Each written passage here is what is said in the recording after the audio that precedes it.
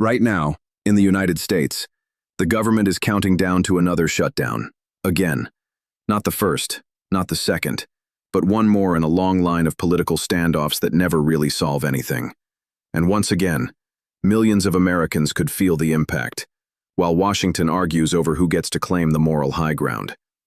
According to reports from Reuters and the Associated Press, Congress has reached another funding deadline, and it's just days away. To keep the government open, lawmakers need to pass a temporary spending bill, a short-term bridge to buy time for a real budget. But inside the House of Representatives, a small group of lawmakers is refusing to support it. They say the government spends too much, and they want deep cuts before they agree to anything. So instead of movement, we get a stalemate, and the clock keeps ticking.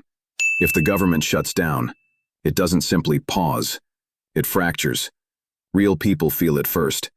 Federal workers, TSA, air traffic controllers, military service members may still have to show up for work, but without pay. Social security offices slow down. Passport processing delays. National parks close. Small business loans freeze. These aren't headlines. These are families, paychecks, lives. And for people living paycheck to paycheck, even a short disruption can hit hard. Inside the Republican majority, there are two sides. Those who want to avoid a shutdown, and those who see a shutdown as a form of leverage. The Senate, controlled by Democrats, wants to pass a clean extension. The House, split within itself, can't even agree on what victory looks like. So instead of negotiation, we get messaging, narratives, press conferences. The fight isn't about numbers on a spreadsheet. The fight is about who gets blamed. The U.S. economy is already dealing with high grocery prices, high rent, high interest rates, and global instability.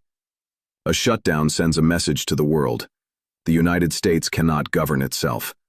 Confidence shakes, markets move, investors hesitate, and that hesitation costs money. Shutdowns don't save money. Shutdowns burn money. Every week the government is closed costs billions in lost productivity, and billions more just to turn the lights back on. So we return to the real point. This is not about budgets. This is not about fiscal responsibility. This is not even about ideology. This is about political victory.